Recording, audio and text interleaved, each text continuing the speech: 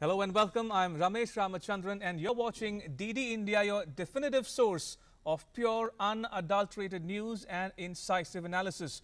Over the last few days, we've been keeping you updated on all the developments taking place in the Persian Gulf, where tensions between the US and Iran are rising. And in keeping with our focus on US-Iran tensions, we'll continue to give you a 360-degree perspective so that you, the viewer, know what it takes to be on top of the news. I'll be joined by a distinguished panel of experts to help you better understand the issues at hand. Right, so let's get started. But first, I want to talk a bit about what has happened in West Asia in the last several hours so that you can put the discussion that would follow in the correct perspective. Now, more than a dozen ballistic missiles were fired at two Iraqi bases housing US troops at about 22:30 or 2300 GMT Tuesday. That's about 4 or 4:30 a.m. India time on Wednesday the 8th. The two bases were Ain al-Assad base in Anbar province and Erbil in Iraqi Kurdistan. Now, the Ain al-Assad base is the second largest US facility in Iraq.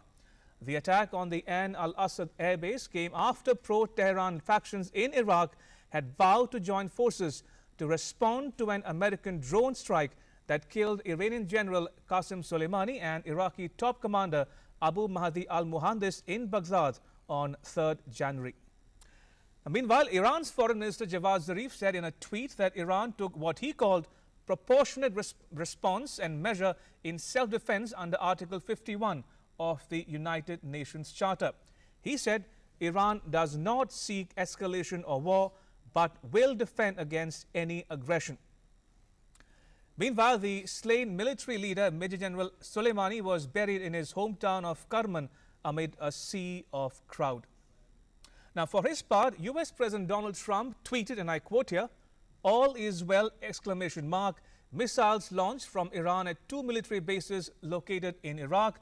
Assessment of casualties and damages taking place now. So far, so good.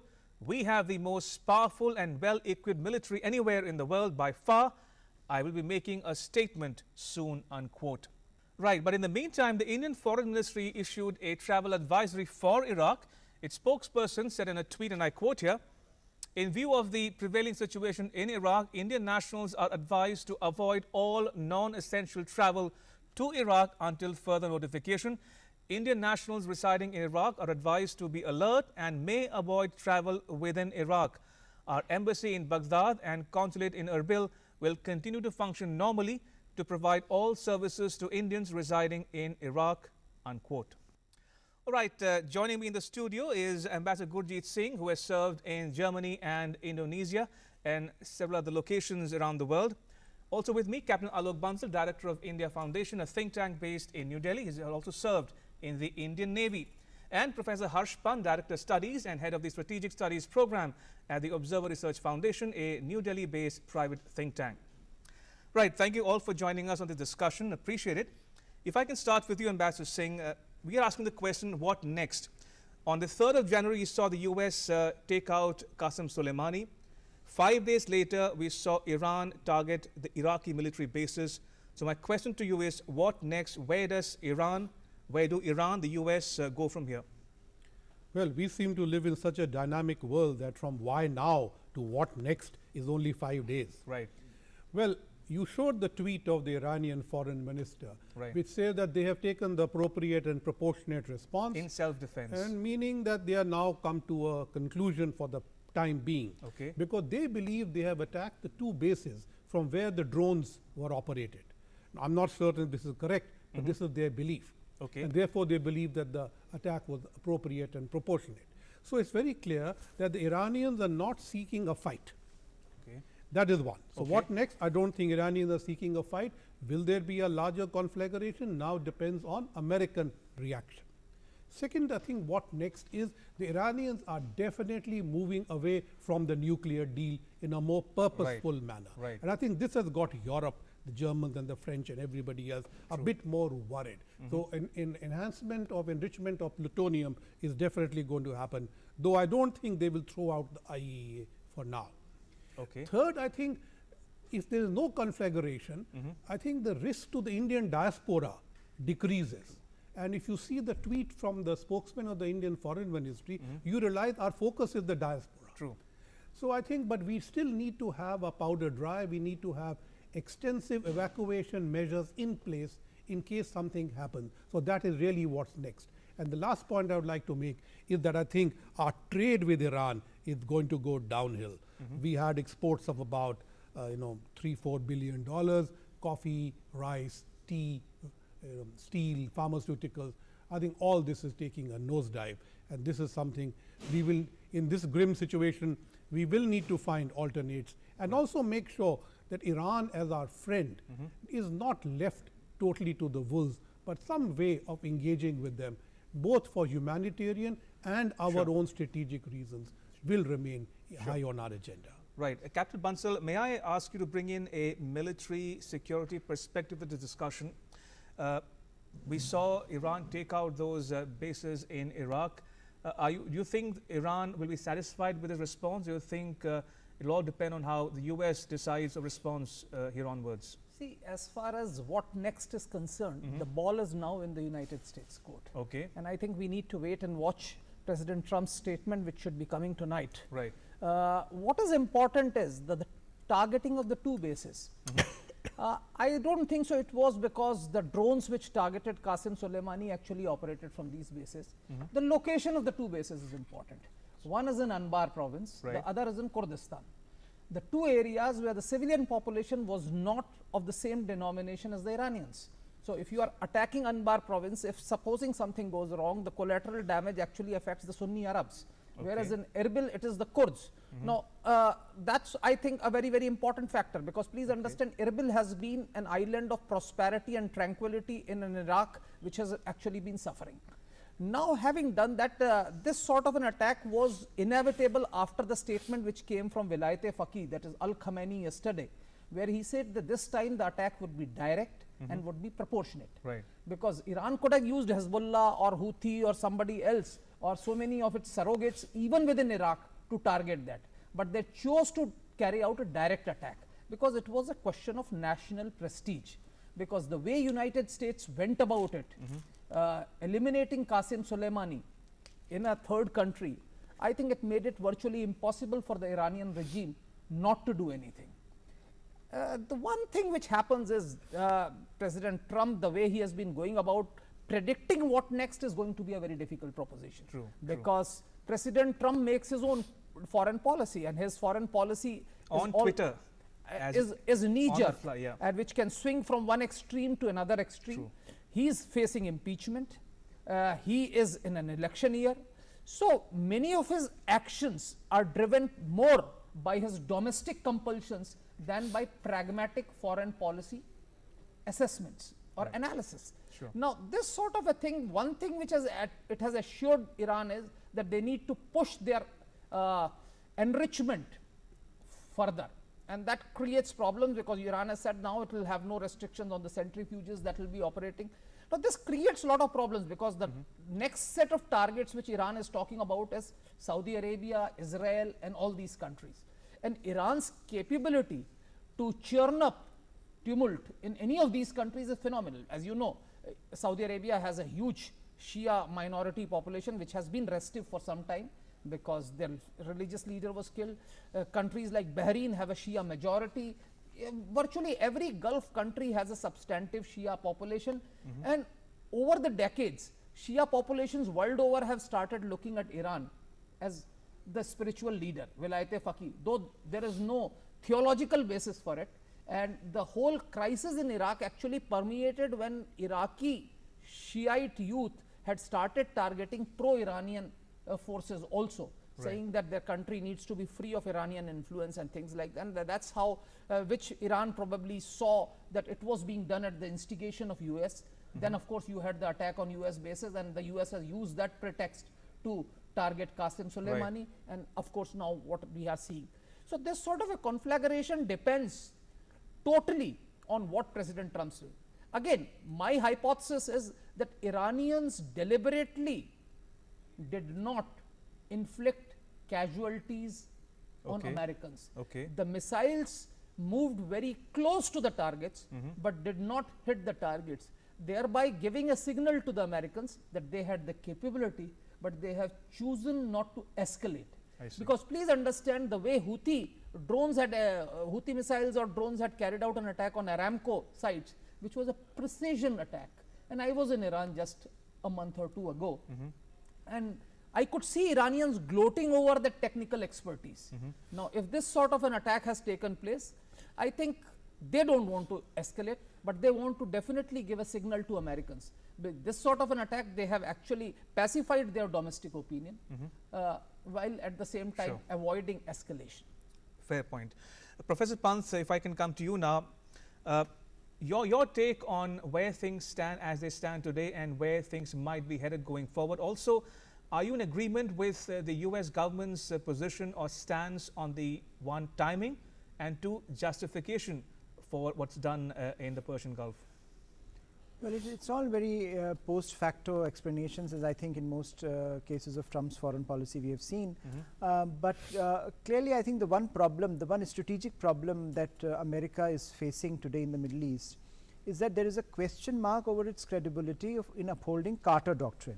And there are arguments whether Trump administration wanted to go back on Carter doctrine, which was a doctrine that enunciated America's supremacy in the region to control its assets and interests in the region. So there is the debate brewing in America about what is the future of America in the Middle East, and the question mark about its ability to respond to some of the challenges it has been facing from Iran and Iran's rising profile. And those questions were being asked not simply by some of the Americans in the strategic establishment, but also by America's allies. For example, if Saudi gas pipelines are attacked and America decided not to respond, if American drone is attacked and there is no response from America, then how far are we willing to concede that America is not interested in staying in the region?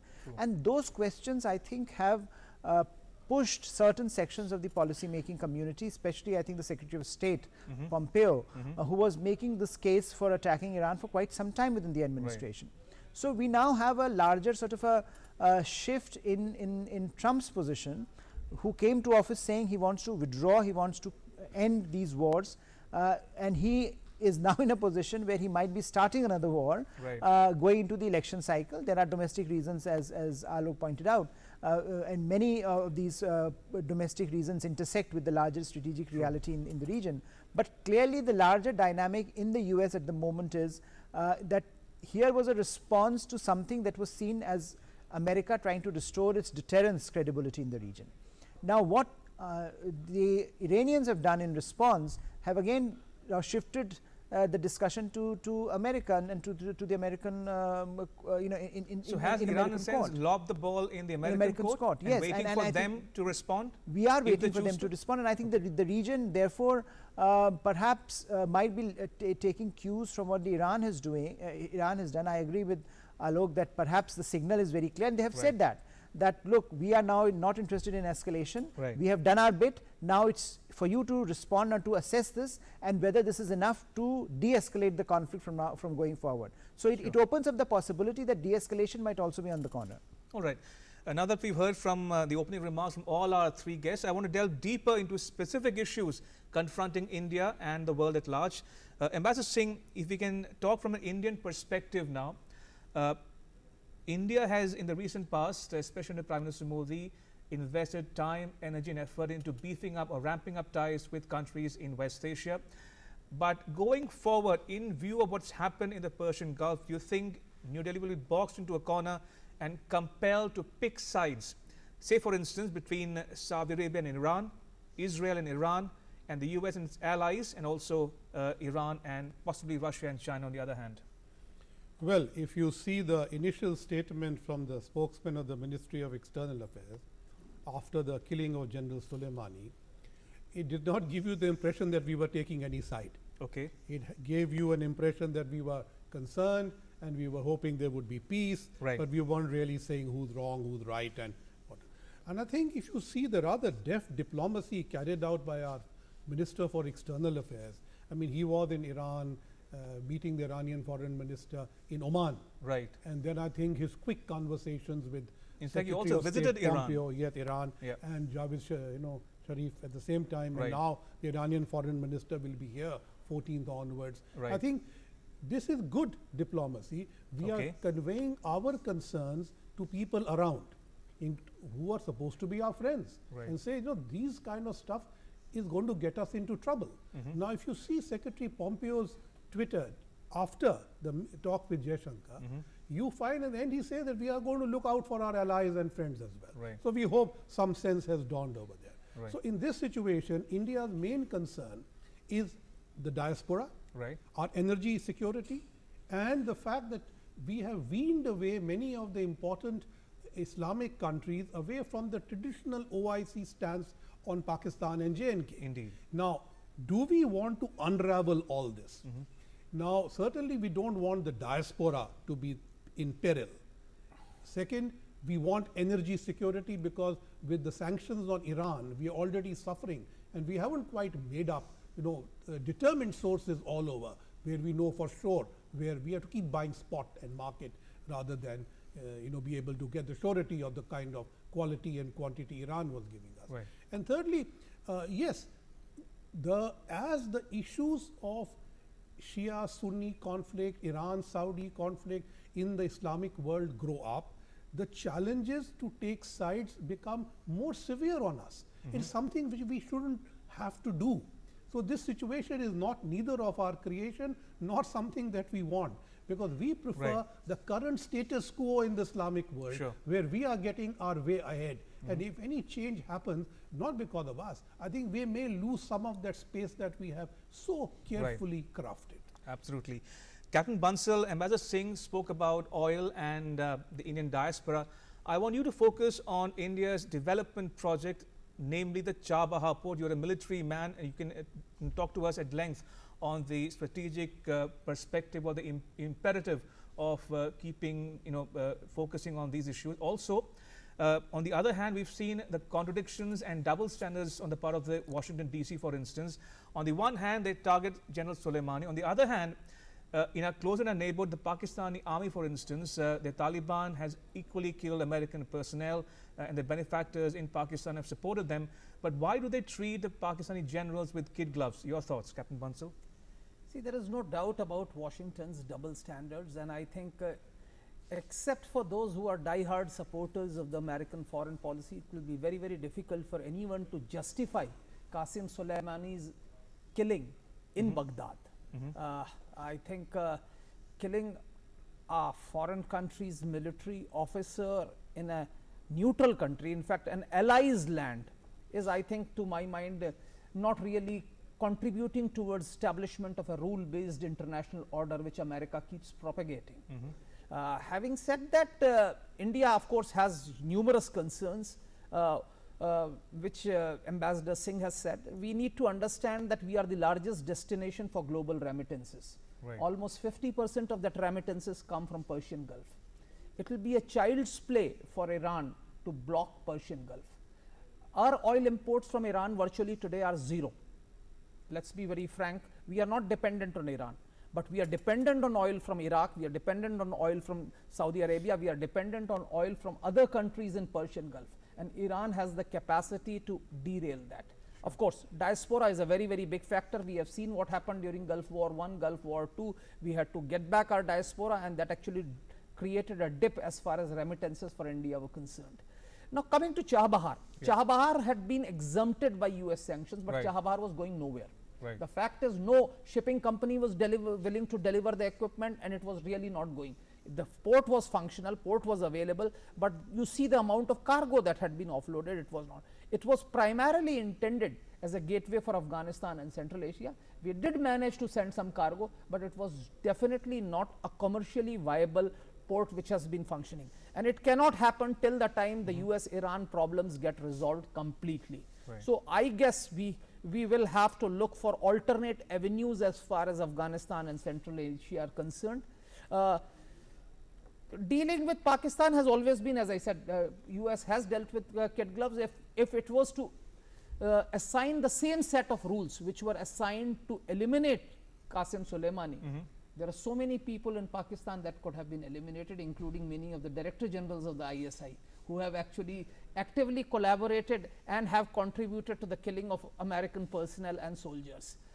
Unfortunately, US has different rules at different times and at different places. Sure. And that is what we are seeing, that even some of the Democrats have actually strongly criticized this attempt by President Trump to expand the arena. In fact, for a president who had come to power saying that he wants to end those endless wars. Right. He's on the verge of starting a war with a country where President Obama, when he relinquished power, had said that one of the biggest achievements of his regime was that he had managed to sign the nuclear deal with Iran.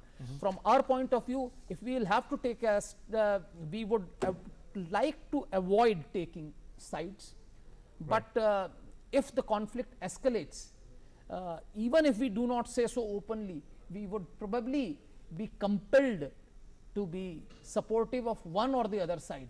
And so which side could it be, Captain Bansal, if you there can is elaborate? no doubt about it as far as India is concerned. Okay. If the conflict escalates, Right. we would be forced, much against our wishes, we'll be forced to side with US and the Saudis Sure. and others, because as of now both our economic, military Right. interests are aligned with them. Right. And if the conflict happens, we would want that the conflict is short and swift. It should not be a prolonged, debilitating conflict, because any Indeed. increased and prolonged tension in the Gulf is Sure. extremely dangerous Sure. for us. Indeed, very valid point there, Captain Bansal. Professor Pant, coming to you now. Let's talk a bit about the Washington perspective of thinking as we speak. Trump and Pompeo have spoken about maximum pressure. They've spoken about decisive defensive action. And yesterday, Pompeo spoke at a presser, and he spoke about confronting and containing Iran. Now, in your estimation, if you look back at the events of the last few days, you think Trump has thought it through? I mean, has he gamed it out? No, I think from the very beginning, Trump administration's foreign policy, it seemed, was based on undoing what they felt was Obama's failure. Okay. And it was more of rhetoric than of a sustained analysis of actually what went into the nuclear deal and how the nuclear deal was actually affecting the regional strategic calculus. So if you look at the timeline, immediately, even during the last presidential elections, the discourse that Mr. Trump brought to the table was highly polarized, was highly negative as far as the nuclear deal was concerned. He was very, very critical of the nuclear deal without giving any substantive reasons as to how he can improve upon the deal. Right. And so when he came to office, you saw immediate withdrawal from the deal, which had grave consequences, I think, because there was no alternative mechanism available apart from saying that we are going to pursue a policy of maximum pressure, which basically means doubling down on economic sanctions. And here is a country that has already been sanctioned to death. So what was there left to sanction? But again, the idea was that let us see how far we can push the Iranians. Right. And so the situation became where even though the rest of the world wanted to oppose America on the nuclear deal, it had found it very difficult, and Iranians have a genuine grouse, for example, against the European Union, that they have not been able to manage to come up with an alternative payment mechanism, for example. It has not been successful. Right. And that was something that they wanted, because initially that was the whole when the Europeans said they would challenge America, when they said even the Russians and the Chinese said that they would come together and bring an alternative, they have not been able to do that. Right. And so India has also been a sufferer in that context, and I think, as was pointed out, despite our best of intentions, we could not do much with regard to trade, with regard to energy, with regard to Chabahar. So clearly the consequences are being felt given America's vast power over the financial sector, global financial sector. Sure. There are limits to what other countries can actually afford to do on the ground, and that's a challenge that all countries face, including India. Indeed, fair point. Gentlemen, I'm completely running out of time, but very quickly, one last comment from all three of my guests, starting with you, Ambassador Singh. Iran has said that it will target any country that supports or helps the US so-called aggression. So could the theater of conflict extend beyond Iraq and engulf the entire region? Starting with you, Ambassador Singh. I think it again, as everybody agrees, it depends on the American response now. But I think one of the most important issues on what next is that Iraq is today fair game for open competition between Iran and the US. Earlier it was a bit subterfuge. but today it is out in the open. Right. The general is killed in Iraq, the Iranian attacks are in Iraq, and I think the entire Iranian effort to unseat the Americans from Iraq will now gain momentum. All right. Fair point. Captain Bansal, your thoughts? Yeah, the possibility of expansion of the arena of conflict exists primarily based on American response, and as Ambassador said, Iraq is a very, very important facet because Iraqi parliament passed a resolution asking Americans to withdraw. In fact, Americans by all these actions have contributed to the reduction of American influence. In fact, it has happened at a time when Iranian influence in Iraq was under serious threat. Please understand, theologically, Grand Ayatollah Sistani has a greater theological standing than Al-Khamenei. So, we had another alternative leadership of the Shiite world existing within Iraq. Right. But by these actions, Iran will get eminence in Iraq, and I think creation of an alternative Shiite leadership will actually disappear. I think the feasibility Right. that existed will disappear, and Right. if I think the conflict expands, it will be actually extremely problematic for India and other countries. All right. Your point well taken. I'll give Professor Pant the last word. Professor Pant, your closing thoughts. Well, I think there is, I think everyone agrees that the conflict or the conflagration will not be restricted to Iran and America. It has already Iraq is at the center of it at the moment, and perhaps if it escalates, a number of other theaters would be brought into play, and we should be worried because Afghanistan can also become part of this dynamic, and if that happens, it will be right on our doorsteps. All right. On that note, I want to thank all my guests, Ambassador Singh, Captain Bansal, and Professor Pant for joining me in the discussion. Appreciate it. And that's a wrap on this special broadcast, but news continues here. You can catch all the latest updates on our social media, mobile and digital platforms. Thanks for watching. Bye-bye.